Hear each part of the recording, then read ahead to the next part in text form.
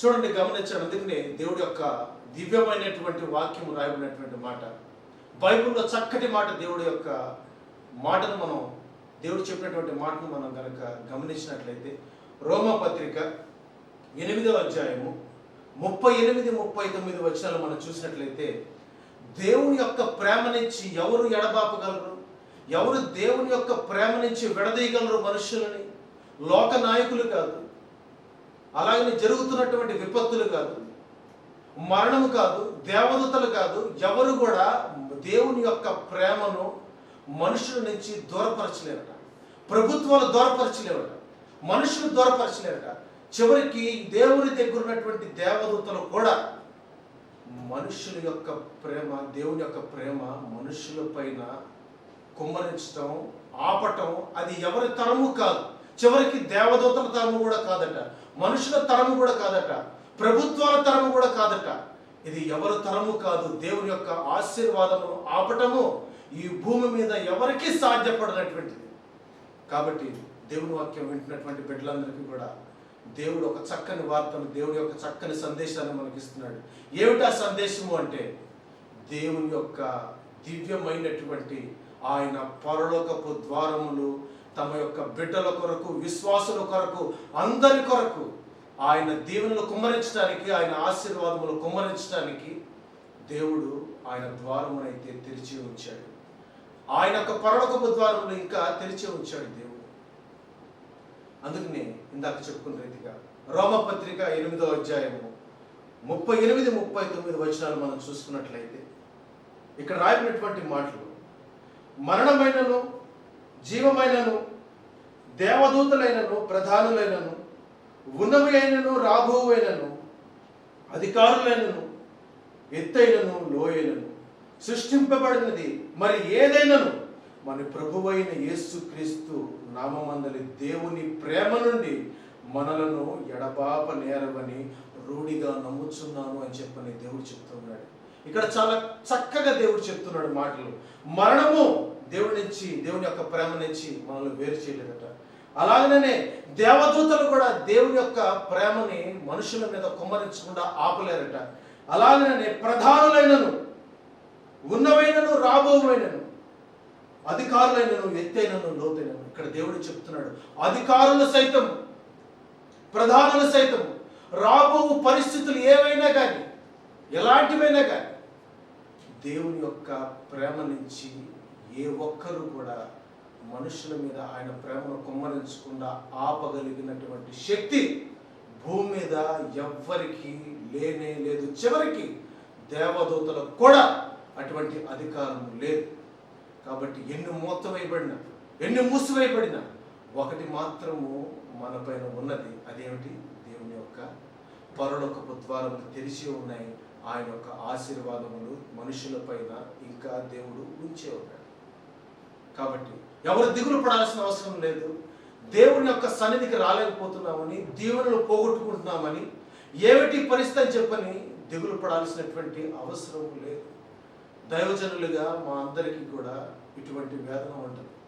ఒకేసారి ఎంతో మందిని చూసి, ఎంతో మందికి వాక్యం చెప్తూ ఒక్కసారి నోరు మోగబోయినట్లుంటే ఇటువంటి పరిస్థితి ఎన్నడూ రాకూడదని ఎవరు కూడా ఊహించరు. అయితే ఆ పరిస్థితులు వచ్చినాయి. అయితే దేవుని వాక్యం సెలవిస్తుంది ఏమని అంటే, ఆయన యొక్క ప్రేమ నుంచి ఎవ్వరు కూడా మనల్ని, దేవుడిని ఎవ్వరు వేరు చేయలేరు. ఆయన యొక్క ప్రేమను, ఆయన యొక్క ఆశీర్వాదములను ఎవ్వరు వేరు చేయలేరు, అది ఎవరైనప్పటికీ కూడా. కాబట్టి దిగులు చెందదు. ఈ పరిస్థితులన్నింటినీ కూడా దేవుడు త్వరలోనే మార్చబోతున్నాడు. ఈ పరిస్థితులన్నింటినీ కూడా దేవుడు ఆయన యొక్క ఆధీనంలోకి తీసుకునే త్వరలోనే పరిస్థితులన్నింటినీ కూడా దేవుడు చక్కపరచబోతున్నాడు అనేటువంటి విశ్వాసంతో మనం ఉండాలి. మనం ఇంట్లో మామూలుగా కూర్చోవటం కాదు, కానీ ఈ యొక్క సమయాన్ని వృధా చేసుకోకుండా ప్రతి ఒక్కరము కూడా ఈ యొక్క సమయమును దేవునితో గడపటం అది మనకు ఆశీర్వాదం. కాబట్టి సమయాన్ని వృధా చేసుకోకుండా ప్రతి ఒక్కరు కూడా తమ తమ ఇళ్లలో ఉంటూ దేవుణ్ణి ఆరాధించాలి. దేవుణ్ణి మహిమపరిచేటువంటి వారముగా, మహిమపరిచేటువంటి కుటుంబంగా మనం ఉండాలి. మొట్టమొదటిగా మనం చెప్పుకున్నటువంటి మాట, దేవుని యొక్క ఆశీర్వాదములను ఎవ్వరూ వేరు చేయలేరు. రెండవదిగా మనుషులకు ఉన్నటువంటి సందేహం ఏమిటి అంటే, మేము దేవుని ఆలయంకి వెళ్ళలేకపోతున్నాం, దేవుని దగ్గరికి మేము చేరలేకపోతున్నాం, దేవుని మందిరాలకు మేము వెళ్ళలేకపోతున్నాం అనేటువంటి చింతా దిగులు ప్రతి ఒక్కరికి ఉన్నది. ఇది ఒకరి సమస్య కాదు. చాలామంది ఇళ్లలో రోగముతో బాధపడుతున్న వాళ్ళు, అయ్యో పలానా సంఘానికి వెళ్ళుంటే బాగుండేది, ఈ ఆదివారం వెళ్ళలేకపోతున్నాను, అయ్యో ఈ సమస్య చెప్పుకోవటానికి, లేకపోతే నా వేదనను తెలియపరచుకోవటానికి నేను దేవుని సన్నిధికి వెళ్ళలేకపోతున్నాను అనేటువంటి దిగులు ప్రతి ఒక్కరికి ఉన్నది, ప్రతి సంఘములో ఉన్నది. ఒకరికి ఉన్నటువంటి వేదన కాదు, యావత్ ప్రపంచంలో ఉన్నటువంటి ప్రతి ఒక్క క్రైస్తవుడికి, ప్రతి ఒక్క విశ్వాసికి ఉన్నటువంటి దిగులు అందరికీ ఉన్నది. అయితే నేను రాలేకపోతున్నాను దేవుని యొక్క ఆలయమునకు, దేవుని యొక్క సన్నిధికి నేను చేరేటువంటి పరిస్థితుల్లో లేనే, దేవుని దగ్గర నా మొర పెట్టుకోవటానికి, దేవుని దగ్గర నేను మొర పెట్టుకోవటానికి పరిస్థితులు అనుకూలించట్లేదే అని చెప్పిన బాధపడేటువంటి వాళ్ళకి రెండో మాటగా చెప్తున్నాను. దేవుని వాక్యం సెలవిస్తూ ఉంది, నువ్వు దేవుని దగ్గరికి రాలేకపోవచ్చు, దేవుని మందిరానికి నువ్వు ఈ యొక్క సమయంలో రాలేకపోవచ్చు, ఈ యొక్క ఆదివారం ఆరాధనలో. అయితే నువ్వు రాలేకపోతున్నావు, నీ పరిస్థితిని దేవుడు ఎరుగున్నాడు. కాబట్టి ఈ సమయంలో దేవుడే నీ దగ్గరికి వచ్చేటువంటి సమయము ఉన్నది. దేవుడే నీ దగ్గరికి వస్తాడు. ఈ యొక్క సమయంలో, ఈ యొక్క నిమిషము, ఈ యొక్క సమయంలో దేవుని వాక్యం వింటున్నటువంటి బిడ్డల దగ్గరకు దేవుడే వస్తున్నాడు. ఈ యొక్క సమయంలో అదేమిటి? దేవుడే రావటం ఏంటి? దేవుడికి సమస్తము తెలుసు. నువ్వు రాలేని పరిస్థితిలో ఉంటే దేవుడే నీ దగ్గరికి వస్తాడు. నువ్వు దేవుని మందిరానికి రాలేకపోయేటువంటి పరిస్థితి దేవుడికి తెలుసు. కాబట్టి దేవుడే నీ యొక్క ఇంటికి, నీ యొక్క హృదయంలోకి, నీ యొక్క సమస్తములోకి దేవుడు వచ్చి నేను ఆశీర్వదించడానికి ప్రభువే నీ ఇంట్లోకి వచ్చి నిన్ను ఆశీర్వదించడానికి ప్రభువే మన దగ్గరికి రాబోతున్నాడు అనేటువంటి సంగతిని మనం జ్ఞాపకం చేసుకోవాలి. అదేమిటి? దేవుడు రావటం ఏంటి మన ఇంటికి, ప్రభు మన దగ్గరికి రావటం ఏంటి అని చెప్పి చాలామంది అనుకోవచ్చు. కొన్ని ఉదాహరణలు మీకు తెలియజేస్తాను బైబిల్ గ్రంథంలో. యేసు ప్రభులు వారి కపర్నహాం అనేటువంటి ప్రాంతంలో ఆయన సంచరిస్తూ ఉన్నప్పుడు అక్కడ ఒక శతాధిపతి ఉన్నాడు. ఆ శతాధిపతి కింద ఒక దాసుడు ఉన్నాడు. నమ్మకమైనటువంటి దాసుడు, నమ్మకమైనటువంటి పనివాడు ఉన్నాడు. పాపం వాడు భయంకరమైనటువంటి వేదనతోనూ భయంకరమైనటువంటి రోగముతో బాధపడుతున్నాడు. ఏమిటి ఆ రోగము అంటే పక్షవాయువుతో బాధపడుతూ ఉన్నాడు. అక్కడ రాయబడినటువంటి మాట మన బైబిల్ గ్రంథంలో తెలుగులో అయితే మిక్కిలి అని రాయబడింది, కానీ ఇంగ్లీష్లో అయితే అక్కడ రాయబడినటువంటి మాట ఏమిటంటే టెరిబులీ అని రాయబడింది. అంటే చాలా వేదనకరమైనటువంటి పరిస్థితుల్లో, లెగవలేనటువంటి పరిస్థితుల్లో ఆ శతాధిపతి దగ్గర పనిచేస్తున్నటువంటి దాసుడు పడి ఉన్నాడు, లెగవలేని స్థితిలో ఉన్నాడు. యేసు ప్రభు అక్కడ ఆయన సంచరిస్తున్నప్పటికీ కూడా, ఆ కపర్నహం ప్రాంతంలో ఆయన ఇంటి బయట కొంచెం దూరంలో సంచరిస్తున్నప్పటికీ కూడా ఈ పక్షవాయువు కలిగినటువంటి వాడు పడి ఉన్నటువంటి పరిస్థితి, చచ్చిపోయినటువంటి శవములాగా పడి ఉన్నాడు. దేవుని దగ్గరికి వెళ్ళలేనటువంటి పరిస్థితి. దేవుడికి తెలియదా? దేవుడికి సమస్తము తెలుసు. అయితే అక్కడ ఉన్నటువంటి శతాధిపతి యేసు ప్రభువు వారి దగ్గరికి వెళ్ళి, ప్రభువా, నా దగ్గర పనిచేసేటువంటి ఒక దాసుడు ఉన్నాడు. ఆ దాసుడు అతను ఈ యొక్క పక్షవాయువుతో బాధపడుతున్నాడు, లెగవలేని స్థితిలో ఉన్నాడు ప్రభువా అని చెప్పనంటే దేవుడు అక్కడ చక్కని మాట అంటాడు, నేను నీ ఇంటికి రానా? అతను రాలేకపోతున్నాడు, నాకు తెలుసు, పర్వాలేదు, నేను రమ్మంటావా? ఆ యొక్క పడిపోయినటువంటి వాడు, మరణ పడక మీద ఉన్నటువంటి వాడు, లెగవలేనటువంటి వాడి దగ్గరికి నేను చేరమంటావా? నీ ఇంటికి వచ్చి ఆ యొక్క పడి ఉన్నటువంటి దాసుడును నేను స్వస్థపరచడానికి నీ ఇంటికి వస్తాను అని చెప్పిన ప్రభు అంటున్నాడు. చూడండి, ఆ యొక్క మాటలు మనం చదువుకున్నట్లయితే మత్తయి సువార్త 8వ అధ్యాయము 5 నుంచి 7 వచనం దాకా మనం చూద్దాం. ఆయన కపర్నహములో ప్రవేశించినప్పుడు ఒక శతాధిపతి ఆయన వద్దకు వచ్చి, ప్రభువా, నా దాసుడు పక్షవాయువుతో మిగుల బాధపడుచు ఇంటిలో పడి ఉన్నాడని చెప్పి ఆయనను వేడుకుని. ఇక్కడ చూడండి, చక్కగా యొక్క మాట రాయబడినటువంటి మాటను మరొకసారి చదివి వినిపిస్తాను. నా దాసుడు పక్షవాయువుతో మిగుల బాధపడుచు ఇంటిలో పడి ఉన్నాడు. ఎక్కడ పడి ఉన్నాడు? ఇంట్లో పడి ఉన్నాడు అని చెప్పి ఆయనను వేడుకున్నాడు. యేసు, నేను వచ్చి వారిని స్వస్థపరిచదనని యేసు నేను వచ్చి వారిని స్వస్థపరిచదనని అతనితో చెప్పగా, ఇక్కడ దేవుడు ఏమంటున్నాడు? ఇంట్లో ఒక శతాధిపతి అంటున్నాడు, నా ఇంట్లో నా దాసుడు పడి ఉన్నాడు, అక్కడ పడి ఉన్నాడు పక్షవాయువుతో అని చెప్పనంటే దేవుడు చెప్తున్నటువంటి సమాధానం ఏమిటి అంటే, యేసు ఏమన్నాడు చూడండి 7వ వచనంలో, నేను వచ్చి వారిని స్వస్థపరచదనని అతనితో చెప్పగా, దేవుడు ఏమంటున్నాడు? నేను ఆ ఇంటికి వచ్చి ఆ మనుషుడి దగ్గరికి వచ్చి నేను స్వస్థపరచునా, నేను వచ్చి స్వస్థపరచునా, అక్కడ ఉన్నటువంటి స్థలం, అతను పడి ఉన్నటువంటి స్థలముకు నేనే వచ్చి స్వస్థపరచునా అని ప్రభువు శతాధిపతిని అడుగుతున్నాడు. చూడండి, ఇక్కడ దేవుడు అక్కడ పడి ఉన్నటువంటి దాసుని యొక్క స్థితిని ఎరిగిన వాడుగా ఉండి దేవుడు ఏమంటున్నాడు? ప్రభువులు ఏమంటున్నారు? ప్రభువుల వారు, నేనే రమ్మంటావా? ఆ ఇంట్లోకి నేను ప్రవేశించమంటావా? పడి ఉన్నవాడిని నేను లేపమంటావా అని చెప్పని యేసు ప్రభువుల వారు శతాధిపతితో అంట మనం చూస్తున్నాం. ఇక్కడ దేవుడు సిద్ధంగా ఉన్నాడు అక్కడ ఉన్నటువంటి పక్షవాయువు కలిగినటువంటి వారిని ఇంటికి వెళ్ళి స్వస్థపరచడానికి, దేవుడు తన ఇంట ప్రవేశించడానికి, పడి ఉన్నవాడి దగ్గరికి లేవనెత్తడానికి ప్రభువు నేను వస్తాను, నేను సిద్ధంగా ఉన్నాను అంటున్నాడు. ఎందుకు? అక్కడ స్థితిగతులు తెలుసు కాబట్టి, ఆ దాసుడు రాలేని పరిస్థితిలో ఉన్నాడు కాబట్టి, పడి ఉన్నాడు కాబట్టి, మూర్ఛపోయి ఉన్నాడు కాబట్టి, అతడు పక్షవాయువుతో బాధపడి నెగలేటువంటి పరిస్థితిలో ఉన్నాడు కాబట్టి దేవుడే నేను వస్తానంటున్నాడు. ఈరోజు మన పరిస్థితి అంతే కదా. దేవుని యొక్క ఆలయముకు రాలేకపోతున్నాం, మనం దేవుని దగ్గరికి మనం వెళ్ళలేకపోతున్నాం, అందరము కూడా ఇళ్ళకే పరిమితం అవ్వాల్సినటువంటి పరిస్థితి. కాబట్టి ఇక్కడ దేవుడు కూడా అంటాడు మనతో, నేను మీ ఇంటికి రానా? ఈ సమయంలో నువ్వు రాలేని పరిస్థితిలో ఉన్నావు, నేనే వస్తానని చెప్పిన దేవుడే అంటున్నాడు. ఈ యొక్క సమయంలో దేవుని వాక్యం వింటున్నటువంటి బిడ్డలారా, అందరితో దేవుడు మాట్లాడుతున్నాడు. ఏకకాలంలో దేవుడు మాట్లాడుతున్నాడు మనందరితో. ఏమని అంటే, నేను మీ ఇంటికి ఈ సమయంలో రావటానికి నేను సిద్ధంగా ఉన్నాను. అక్కడ శతాధిపతితో చెప్పాడు, నీ దాసుని దగ్గరికి నేను రావడానికి సిద్ధముగా ఉన్నాను అని. అదే రీతిగా దేవుడు చెప్తున్నాడు మనతో కూడా, నేను మీ ఇంటికి రావటానికి, మిమ్మల్ని స్వస్థపరచడానికి, మిమ్మల్ని బాగుపరచడానికి, వాక్యము ద్వారా బలపరచడానికి నేను మీ వద్దకు రావటానికి సిద్ధముగా ఉన్నాను అని ప్రభు ఈ యొక్క సమయంలో మనందరికీ తెలియపరుస్తూ ఉన్నాడు. కాబట్టి బాధపడాల్సిన అవసరం లేదు, నేను దేవుని మందిరికి రాలేకపోతున్నాను. ఈ రోజున ఈ సమయంలో దేవుడు వాక్యం వింటున్నటువంటి బిడ్డలందరితో దేవుడు చెప్తున్నాడు, నేనే మీ ఇంటికి రాబోతున్నాను, నేనే నీ పరిస్థితిని ఎరిగి నీ దగ్గరికి రాబోతున్నానని దేవుడు వాక్యం ద్వారా సెలవిస్తున్నాడు. మరి యొక్క సందర్భాన్ని వివరిస్తాను. దేవుడే ఆయనే కలగ చేసుకొని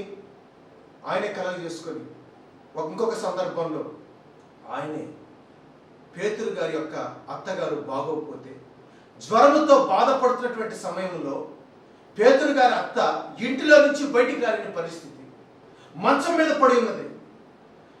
ఆ యొక్క పరిస్థితి ఎలా ఉన్నదో మనకు తెలియదు, కానీ మంచం మీద పడి ఉన్నదన్న సంగతి మాత్రం రాయబడి ఉంది.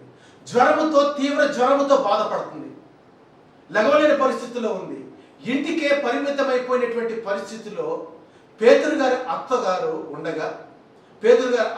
పడి ఉండగా మంచం పైన దేవుడే, యేసు ప్రభుల వారే, ఆయనే తన స్వతహాగా పేతురు గారి అత్తగారింటికి వెళ్ళి పేతురు గారి అత్తగారి చేయి పట్టుకొని ఆవిడను ముట్టి స్వస్థపరిచి ఆవిడతోనే దేవుడు పరిచర్య జరిగించుకున్నాడు. చూడండి, దేవుడు అంత గొప్పవాడు. ఆమె రాలేనటువంటి స్థితిని ఎరిగి దేవుడే పేతురు గారి అత్త ఇంటికి వెళ్ళి ఆవిడ చేయి పట్టుకొని స్వస్థపరిచి లేవనెత్తాడు మన దేవుడు. నా దగ్గర తీసుకురండి అన్నాడా? ఆ దాసుడు పట్టుకుని రండి అన్నాడా? లేదు. ఆ శతాధిపతితో, నేను రాలేను బాబు, నేను చాలా బిజీగా ఉన్నాను పరిచర్యలో, నీ యొక్క దాసుడిని నా దగ్గరికి పట్టుకుని రా, నేను స్వస్థపరుస్తానులే అన్నాడా? లేదు. పేతురు గారితో మీ అత్తగారిని నా దగ్గర తీసుకొని రా అని చెప్పిన దేవుడు అన్నాడా? అనలేదు. ప్రభువే లేచి వాడి పరిస్థితిని ఎరిగి పరిగెత్తుకుంటూ ప్రభువే వాళ్ళ దగ్గరికి వెళ్ళి పడి ఉన్న చోటికే ప్రభు వెళ్ళి వాళ్ళని స్వస్థపరిచాడు, వాళ్ళ గాయమును కట్టాడు, వాళ్ళ దగ్గరికే ప్రభు వెళ్ళాడు. వాళ్ళ ఇంటికి దేవుడే, యేసు ప్రభులు వారే స్వయముగా నడుచుకుంటూ వారి ఇళ్ళకి వెళ్ళి వాళ్ళని స్వస్థపరిచి వాళ్ళు బాగుపరిచినట్టు మనం చూస్తున్నాం బైబిల్ గ్రంథంలో. మరొక వ్యక్తి గురించి మనం చూడబోతున్నాం ఈ సమయంలో.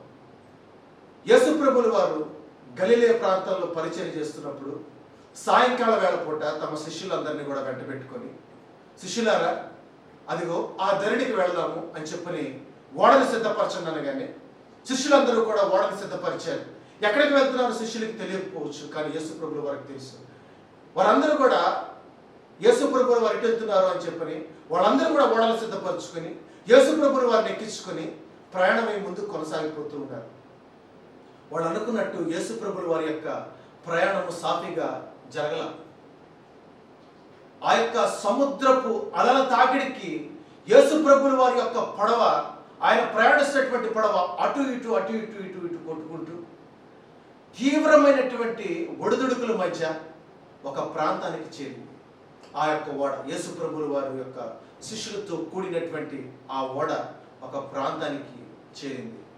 దేవుడు ఒక ప్రాంతానికి దాన్ని తీసుకుని వెళ్ళాడు.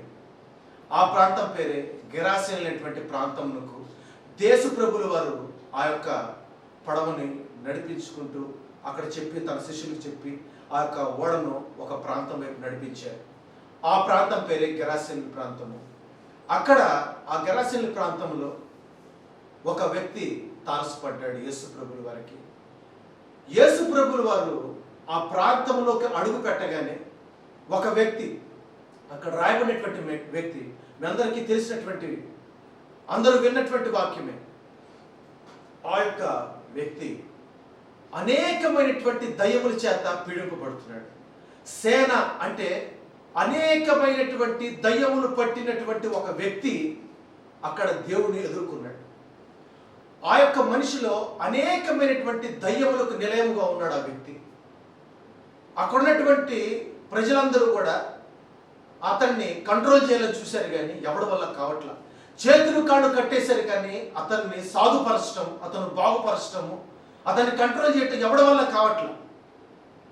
అలాగనే వాడు కట్టినటువంటి ఆ సంఖ్యలని తెంచుకొని మనుషులను ఇసిరివేసి అతడు పరిగెత్తుకుంటూ సమాధుల దగ్గర తిరుగుతున్నటువంటి వాడికి కనపడతాడు. సమాధుల్లో తిరుగుతున్నాడు. ఒంటి నిండా వస్త్రాలు లేవు, ఒంటి నిండా గాయాలు. తను కనపడినటువంటి రాయితోనో అక్కడ ఉన్నటువంటి దేనితోనో తన యొక్క శరీరాన్ని పొడుచుకుంటూ తనకి తానే గాయపరుచుకున్నటువంటి వ్యక్తిగా మనం చూస్తాం. ఆ దయ్యం పట్టినటువంటి వాడు, సేన అనేటువంటి దయ్యం పట్టినటువంటి వాడు తన శరీరాన్ని గాయపరుచుకుంటున్నాడు. అనేక మంది తనను బాగు చేయాలని, అనేక మంది అతను కంట్రోల్ చేయాలని చెప్పిన ఎంతో మంది ట్రై చేశారు, కానీ ప్రయత్నించారు, కానీ ఎవరి వల్ల కావట్లా. ఎందుకంటే వాడిలో అనేకమైనటువంటి దయ్యములు పట్టున్నాడు. వాడు చాలా శక్తివంతుడిగా మారిపోయాడు. అంతేకాదు, అతడి పరిస్థితి ఏంటంటే ఆ సమాధుల మధ్య ఎవరు కూడా సమాధులు అంటే భయపడతారు, దయ్యాలంటే భయపడతారు. కానీ వీడి దయ్యాలకి నివాసముగా ఉన్నాడు కదా. కాబట్టి వాడు ఎక్కడ నివసించేవాడంటే తన తండ్రింట్లోనో తన తల్లింట్లోనో చుట్టాలింట్లోనో లేకపోతే ఊర్లో నివసించేటువంటి వ్యక్తి కాదు. వాడి యొక్క నిలయం ఎక్కడ అంటే, వాడు ఉండేటువంటి చోట ఎక్కడ అంటే సమాధుల మధ్య జీవించేవాడు. మనుషుని చేత తృణీకరింపబడినటువంటి వ్యక్తి, మనుషుని చేత తోసివేయబడినటువంటి వ్యక్తి. అటువంటి వ్యక్తి ఎక్కడ సంచరిస్తున్నాడు అంటే, అతడు సంచరిస్తున్నటువంటి ప్రదేశం ఏంటి తెలుసా? సమాధుల మధ్య తిరుగుతూ ఉన్నాడు. అటువంటి ఒక వ్యక్తి కోసం ప్రభువుల వారు అటువంటి ప్రయాణము, ఓడ ప్రయాణము, అక్కడ మనం చూసినట్లయితే మత్తయి సువార్త, ఆ యొక్క ఓడ ప్రయాణం అంతా కూడా చాలా బాధాకరంగా ఆ అలల చేత కొట్టబడి ఆ యొక్క గెరాసేను ప్రాంతంకి వెళ్ళినట్టు మనం చూస్తున్నాం. దేవుడు ఎవరి కోసం వెళ్ళాడో తెలుసా? ఇందాక మనం చెప్పుకున్నట్లు కపెర్నహూములో శతాధిపతి దగ్గర ఉన్నటువంటి దాసుల దగ్గరికి వెళ్ళిన రీతిగా, అలాగనే పడి ఉన్నటువంటి పేతురు గారి అత్తగారింటికి అదే ప్రాంతంలో వెళ్ళాడు. కానీ ఈసారి ఒక్కడి కోసమే వెళ్ళాడు దేవుడు. ఒకడి కోసము, ఒకడిని బాగు చేయడం కోసము భయానకంగా మారినటువంటి తన యొక్క ఓడ ప్రయాణమును సైతము లెక్క చేయకుండా, ప్రమాదకరమైనటువంటి ఆ ఓడ ప్రయాణం లెక్క చేయకుండా యేసు ప్రభువుల వారు ఆయన అక్కడ పడి ఉన్నటువంటి ఒక వ్యక్తి కోసము, వేరే దేశంలో పడినటువంటి ఒక వ్యక్తి కోసము ఆయన ఓడ ప్రయాణము చేసి ఆ దయ్యాలు పట్టినటువంటి సేన అనేటువంటి దయ్యములు పట్టినటువంటి వాడిని విడిపించడానికి ప్రభువు గలిలయ ప్రాంతం నుంచి గెరాసేను ప్రాంతము దాకా ఆ ప్రమాదకరమైనటువంటి ఓడ ప్రయాణం చేసుకుంటూ దేవుడు ఒకడి కోసం వెళ్ళాడు. ఒకడి కోసం. నేను ఇక్కడున్నాను, వేరే ప్రాంతంలో ఒకడి కోసము డబ్బులు ఖర్చు చేసి వెళ్ళాలి అంటే చాలా ప్రమాదంతో కూడుకున్నది. ఎంతో డబ్బు ఖర్చు పెట్టాలి, ఎంతో డబ్బు ఖర్చు అవుతుంది, లేకపోతే ఇంకేమైనా ఖర్చు అవుతుంది. వేరే దేశంలో ఉన్నాడు కదా అని చెప్పి మనం నిర్లక్ష్యంగా ఉంటాం. కానీ యేసు ప్రభువుల వారు అలా కాదు. పడి ఉన్న ఒకడి కోసము, ఒకడిని బాగు చేయడం కోసము ఆ పడి ఉన్న చోటకే దేవుడు వెళ్ళి ఆ గెరాసీనుల దేశంలో ఆ యొక్క దయ్యముల చేత పీడింపబడుతున్నటువంటి ఆ వ్యక్తిని లేపటానికి యేసు ప్రభువుల వారు వెళ్ళాడు. ఈ యొక్క సమయంలో దేవుడి వాక్యం వింటున్నటువంటి బిడ్డలారా, దేవుడు ఈరోజు మాట్లాడుతున్నాడు. ఈరోజు శతాధిపతి ఇంటికి వెళ్ళినట్లు, పేతురు గారి అత్తగారి ఇంటికి వెళ్ళినట్లు, యేసు ప్రభువుల వారు పేతురు గారి యొక్క అత్తగారింటికి వెళ్ళి పడి ఉన్నటువంటి తన అత్తగారిని చేపట్టుకుని లేవనెత్తినట్లు, గెరాసీను దేశంలో పడి ఉన్న వాడి దగ్గరికి ప్రభువుల వారు వెళ్ళినట్లు, ఈరోజు ప్రభు ప్రయాణమై నీ దగ్గరికి రాబోతున్నాడు అన్న సంగతిని మర్చిపోకు. నువ్వు పడి ఉన్నావు, రోగముతో బాధపడుతూ ఉన్నావు, వ్యాధితో బాధపడుతున్నావు, ఇంకా అనేక సమస్యలు, కుటుంబ సమస్యలు, ఇంకా అనేక సమస్యలు, రోగ వ్యాధ బాధలతో నువ్వు బాధపడుతున్నావు, మానసిక వేదనతో నువ్వు ఉన్నా, అనేక సమస్యలతో నువ్వు బాధపడుతున్నా. నువ్వు చింతించాల్సిన అవసరం ఏమీ లేదు. ఎందుకంటే ఈ సమయంలో దేవుని వాక్యం వింటున్నటువంటి నీ కోసము దేవుడు నీ కొరకు నీ పరిస్థితిని ఎరిగి నీ దగ్గరికి కూడా రావడానికి ఆయన సిద్ధంగా ఉన్నాడు అన్న సంగతి మనం మర్చిపోకూడదు. ఆయన రావడానికి సిద్ధంగా ఉన్నాడు. ఆయన ప్రయాణమే నీ దగ్గరికి రావడానికి సిద్ధంగా ఉన్నాడు. ఆయన నిన్ను ఆశీర్వదించడానికి, నిన్ను బాగుపరచడానికి, నిన్ను బలపరచడానికి దేవుడు నీ దగ్గరికి రావడానికి సిద్ధంగా ఉన్నాడు. అయితే ఆయన రావడానికి అయితే సిద్ధంగా ఉన్నాడు. కానీ దేవుని వాక్యం వింటున్నటువంటి బిడ్డలారా, మీ అందరికి ఒక ప్రశ్న. ఆయన అయితే సిద్ధంగా ఉన్నాడు, ఆయన రావడానికి సిద్ధంగా ఉన్నాడు ప్రభువుల వారు. అసలు నువ్వు సిద్ధంగా ఉన్నావా? నీ తలుపులు తెరిచిపెట్టి ప్రభువా నా ఇంటికి రా అని చెప్పని నువ్వు సిద్ధంగా ఉన్నావా? ఇంట్లో కూర్చొని సీరియల్ చూస్తాను, పిల్లలతో ఆడుకుంటాను, నీకున్నటువంటి విలువైనటువంటి సమయమును దేవునితో గడపకుండా టీవీల ముందు ఆ యొక్క వస్తున్నటువంటి టీవీ నైన్లోనూ లేకపోతే ఇతర న్యూస్ ఛానళ్ళు చూస్తా పొద్దునుంచి రాత్రి దాకా సమయాన్ని వృధా చేసుకుంటూ ఆ వార్తలు వింటూ సీరియల్ చూస్తా, సినిమాలు చూస్తా, నీ సమయాన్ని వృధా చేసుకున్నట్లయితే ప్రభు నీ ఇంట్లో ఉండడు. ఏ ఒక్కడు కూడా మురుగుంట్లో ఉండడానికి ఇష్టపడ్డాడు, ఆ మురుగుంట్లో స్నానం చేయడానికి ఇష్టపడ్డాడు. మన దేవుడు పవిత్రమైన వాడు, పవిత్రమైనటువంటి మన దేవుడు. అటువంటి కంపు కొట్టేటువంటి డ్రైనేజ్లో ఉన్నటువంటి ఆ కంపును భరించేటువంటి దేవుడు మన దేవుడు కాదు. మన దేవుడు పరిశుద్ధుడు.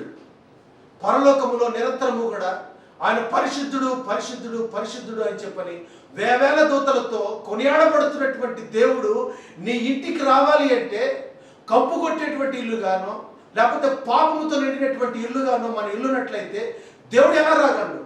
నువ్వే ఒక మురుక్కుంటుంటే ముక్కు మూసుకొని వెళ్తాం మనమే. అలాంటిది అంత పవిత్రమైనటువంటి దేవుడు, దీవెనలు ఇవ్వడానికి సిద్ధముగా ఆయన పరలోకపు ద్వారము తెరిచిపెట్టినటువంటి దేవుడు, అలాగని ఏ ఇంటికైనా వెళ్ళటానికి సిద్ధంగా ఉన్నటువంటి దేవుడు, ఆయన సిద్ధముగా ఉంటే ఆయన దీవెనలు ఇవ్వటానికి ఆయన సిద్ధంగా ఉన్నాడు. ఆయన ఇంట్లోకి రావటానికి కూడా సిద్ధంగా ఉన్నాడు. ప్రభువు అయితే సిద్ధంగా ఉన్నాడు. మరి వాక్యం ఉంటున్నటువంటి బిడ్డలో మనం ఎంత సిద్ధంగా ఉన్నా ఆయన చేర్చుకోవడానికి? ఆయనైతే, అందుకనే బైబిల్ గ్రంథంలో రాయబడినటువంటి మాట, ప్రకటన గ్రంథంలో రాయబడినటువంటి మాట, ప్రకటన గ్రంథము 3వ అధ్యాయము 20వ వచనంలో ఒక మంచి వాక్యం రాయబడింది. చూడండి ఆ యొక్క మాటలు దేవుడు ఏం చెప్తున్నాడు. ఆయనైతే సిద్ధంగా ఉన్నాను, నీ యొక్క తలుపు దగ్గర నేను వేచి ఉన్నాను, నువ్వు తలుపు తెరిస్తే నేను వస్తాను, నేను దీవెనలు ఇవ్వడానికి సిద్ధంగా ఉన్నాను, నిన్ను బాగుపరచడానికి సిద్ధంగా ఉన్నాను, నిన్ను బలపరచడానికి సిద్ధంగా ఉన్నాను, నిన్ను సమస్త విషయంలో దీవించడానికి నేను సిద్ధంగా ఉన్నాను. కానీ నువ్వు తలుపులు వేసి పెట్టించావేమో, నువ్వు తలుపులు మూసుకొని నువ్వు ఇంట్లో కూర్చున్నావేమో. నువ్వు తలుపులు మూసుకొని ఇంట్లో కూర్చున్నట్లయితే దేవుడు ఎలా ప్రవేశిస్తాడు? నీ హృదయపు తలుపులు మూసిపెట్టినట్లయితే దేవుడు నీలోక ఇంట్లోకో లేకపోతే నీలోకి ఎలా ఉండగలడు? నీ ఇంట్లోకి ఎలా రాగలడు ప్రభు? నువ్వు తలుపులు మూసివేసి ఉంచావేమో. జాగ్రత్త దేవుని బిడ్డలారా, ఈరోజు దేవుని యొక్క వాక్యం సెలవిస్తా ఉన్నది. చూడండి ప్రకటన గ్రంథము 3వ అధ్యాయం 20వ వచనం మనం చూసినట్లయితే, ఇదిగో నేను తలుపునొద్ద నిలిచి ఉండి తట్టుచున్నాను, ఎవడైనాను నా స్వరము విని తలుపు తీసిన ఎడల నేను అతని యొద్దకు వచ్చి అతనితో నేనును నాతో కూడా అతనును భోజనము చేయదు. అసలు నీతో కూర్చొని ఆయన నీతో సమయాన్ని గడపాలని, నీతో కూర్చొని నీతో కూడా భోజనం చేయాలని, నీ యొక్క సమస్త విషయాల్లో ఆయన నిన్ను ఆశీర్వదించాలని ఆయన ఎక్కడున్నాడంటే తెలుసా?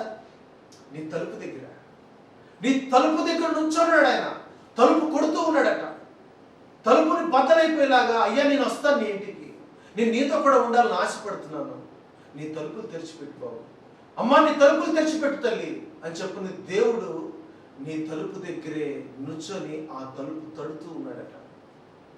ఈరోజు నువ్వు తలుపు తెరిచినట్లయితే నీ యొక్క ఇంట్లోకి వచ్చి ఆయన నీతో కూడా ఉండి నీతో కూడా సహవాసం చేయటానికి, నీ పరిస్థితులన్నీ తెలుసుకోవటానికి, నిన్ను బాగు చేయటానికి, నిన్ను సరి చేయటానికి, నీ పరిస్థితులన్నీ కూడా దేవుడు తన ఆధీనంలోకి తీసుకొని నీ మానసిక పరిస్థితులను, శారీరక పరిస్థితులను, నీలో ఉన్నటువంటి వేదనను తీసివేయటానికి దేవుడైతే తలుపు దగ్గర సిద్ధంగా ఉన్నానంటున్నాడు. మరి తలుపు నీ యొక్క తలుపులు తెరిచిపెట్టినట్లయితే దేవుడు నీ దగ్గరికి వచ్చి ఆయన నీతో కూడా ఉండి నిన్ను ఆశీర్వదించడానికి దేవుడైతే సిద్ధంగా ఉన్నట్ట. వాక్యంలో సెలవిస్తా ఉన్నాడు దేవుడు, నేనైతే సిద్ధంగా ఉన్నాను, నేనైతే సిద్ధంగా ఉన్నాను నీ దగ్గరికి రావటానికి. ఈరోజు దేవుడు నేను ఒక ప్రశ్న అడుగుతున్నాడు. దేవుని బిడ్డలారా, నేను రావటానికి సిద్ధంగా ఉన్నాను నీ ఇంట్లోకి. నువ్వు సిద్ధంగా ఉన్నావా? నీ తలుపు తెరిచిపెట్టి, నీ హృదయపు తలుపులు తెరిచిపెట్టి నువ్వు సిద్ధంగా ఉన్నావా? ఒకవేళ సిద్ధంగా లేనట్లయితే ఈ సమయంలో నీ సమయాన్ని వృధా చేసుకోకుండా ఈ క్షణమే మోకరించి, ప్రభువా ఇప్పటిదాకా నిర్లక్ష్యంగా నేను ప్రవర్తించాను, ఇష్టానుసారంగా జీవించాను తండ్రి, ఈ సమయంలో నేను మోకరించి ప్రార్థన చేస్తుండగా నువ్వు నాతో కూడా ఉండు ప్రభువా, నా పరిస్థితిని ఎరిగి నన్ను బాగు చేయి ప్రభువా, నా రోగమును బాగు చేయి ప్రభువా, నా బిడ్డను బాగు చేయి ప్రభువా, నా కుమారుని బాగు చేయి ప్రభువా, తాగుబోతుగా ఉన్నటువంటి నా భర్తను బాగు చేయి ప్రభువా, నా యొక్క ఆర్థిక పరిస్థితిని మెరుగుపరచు ప్రభువా, నా పొలమును గొప్పగా ఫలించేలాగా సహాయం దయచేయి ప్రభువా, నేను చదివినటువంటి చదువుల్లో నాకు మంచి ఆశీర్వాదాన్ని ఇవ్వు ప్రభువా అని చెప్పని నువ్వు మోకరించి, ప్రభువా నా దగ్గరికి రా, నా ఇంట్లోకి నువ్వు రా ప్రభువా, నాలోనూ ఉండి ప్రభువా అని చెప్పని ఎవరైతే మొరపెడతారో ప్రభువు మొరపెట్టేటువంటి నీ ప్రార్థనను బట్టి నువ్వు స్వరము తెరిచి మోకరించి నేను సిద్ధముగా ఉన్నాను ప్రభువా అని చెప్పి నీ సమయంలో నువ్వు ప్రార్థన చేసినట్లయితే, దేవుడు నీ యొక్క హృదయపు తలుపులు తెరిచిపెట్టినట్లయితే, కుటుంబముగా మీ యొక్క ఇంటి ద్వారములు తెరిచిపెట్టినట్లయితే, దేవుడు మన ఇంటికి రావటానికి, మనల్ని ఆశీర్వదించడానికి ప్రభువు అయితే సిద్ధముగా ఉన్నాడు నీ కొరకు. నువ్వు సిద్ధపరచుకో, మనం సిద్ధపరచుకోవాలి. ఈ సమయంలో ప్రార్థన చేసుకుందాం. మహాపరిశుద్ధుడా యేసయ్యా, నీ నామానికి వందనాలు, స్తుతులు, స్తోత్రాలు తండ్రి.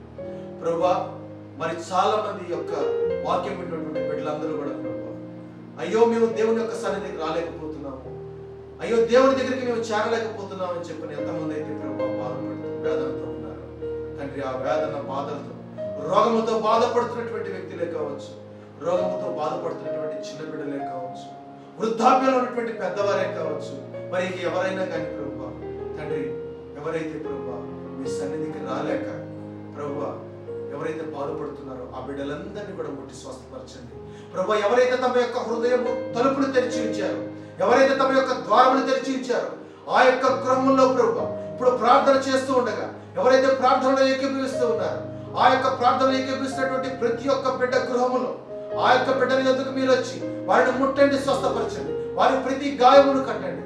వారు జ్వరముతో బాధపడుతున్నా, బీపీతో బాధపడుతున్నా, అలాగనే ప్రభువా మంచము మీద పడి ఉన్న స్థితిలో ఉన్నా కానీ, లెగవలేని స్థితిలో ఉన్నా కానీ ప్రభువా మీ యొక్క బలమైనటువంటి హస్తమును అటువంటి గాయపడినటువంటి ఆ బిడ్డలపైన ఉంచి ఆ బిడ్డలను సంపూర్ణ ఆరోగ్యముతోను, శక్తితోను, బలముతోను మనం వేడుకుంటున్నాం ప్రభువా తండ్రి.